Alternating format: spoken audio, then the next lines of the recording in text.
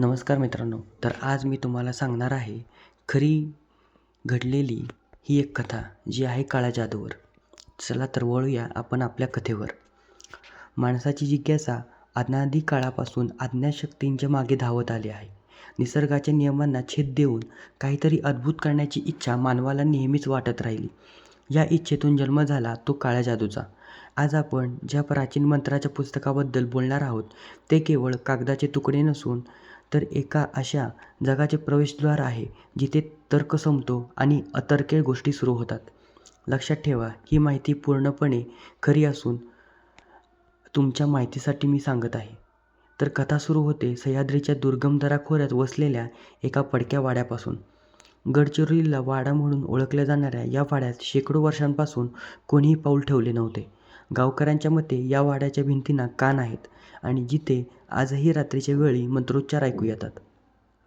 एका पावसाळी रात्री आर्यन नावाचा एक तरुण संशोधक जो प्राचीन हस्तलेखांचा अभ्यास करत होता त्या वाड्यात पोहोचतो. वाड्याच्या तळघरात त्याला धुळीने माखलेलं एक पेटारे सापडतं. त्या पेटाऱ्यात लाल मखमली कापडात गुंडाळलेले एक जाडजूड पुस्तक होते. पुस्तकाचे वेष्टन मानवी कातड्यासारखे वाटत होते आणि त्यावर एका अज्ञात धातूचे कुलूप होते. हेच ते प्राचीन मंत्राचे पुस्तक. आर्यनने जेव्हा ते कुलूप उघडले तेव्हा त्यातून एक विचित्र निळा धूर बाहेर आला. पुस्तकाची पाने ताडपत्रीसारखी होती, पण त्यावरची अक्षरे रक्तासारखी लाल होती. पहिल्या पानावर एक चेतावणी लिहिली होती, जे हे पुस्तक उघडतील त्यांनी आपले अस्तित्व विसरावे, कारण एकदा शक्ती जागृत झाली की ती घेणाऱ्याला संपवल्याशिवाय थांबत नाही. या पुस्तकाचे नाव होते छाया संहिता. यामध्ये सृष्टीच्या 5 तत्वांना म्हणजे पृथ्वी, आप, तेज, वायू आणि आकाश स्वतःच्या स्वार्थासाठी कसे वागवायचे याचे वर्णन होते. पुस्तकाच्या मध्यभागी असे काही मंत्र होते ज्यांचे उच्चारण केल्यावर निसर्गात बदल होत असल्याने आर्यनला जाणवू लागले. शून्य आवाहन मंत्र. हा मंत्र रात्रीच्या 3ऱ्या प्रहरी म्हणायचा असतो. काल्पनिक कथेनुसार हा मंत्र म्हटल्यावर आसपासचा सर्व प्रकाश नष्ट होतो आणि तुम्ही एका जगात प्रवेश करता जिथे काळ थांबलेला असतो. मृत्तिका जिवंतिका.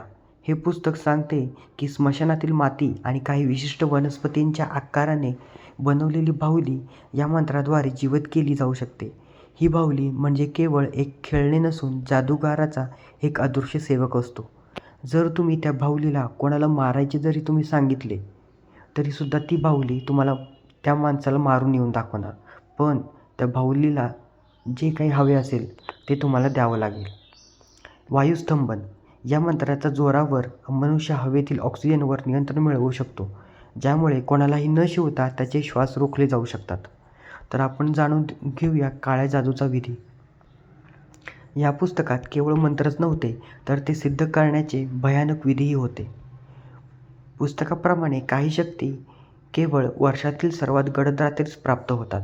यासाठी कोणत्याही मानवी वस्तीपासून दूर जिथे 3 रस्ते एकत्र येतात तिथे बसवून मंत्र साध्य करावे लागतात.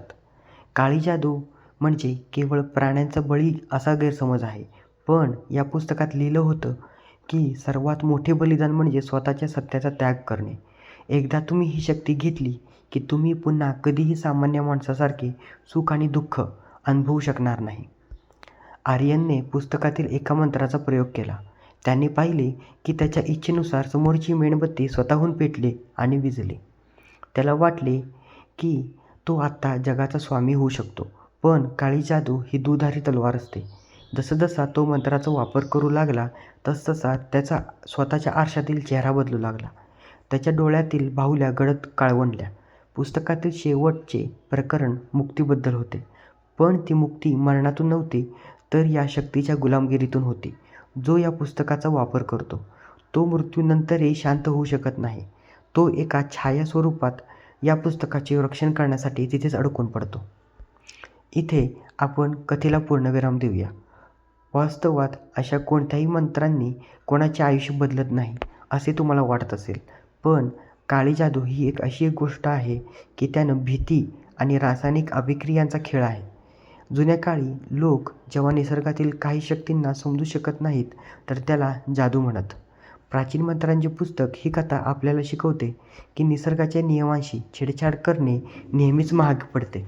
शक्ती ही विधायक कामांसाठी वापरली तर ती वरदान ठरते, पण ती जर विनाशासाठी आणि स्वार्थासाठी वापरली तर ती काळी जादू बनते.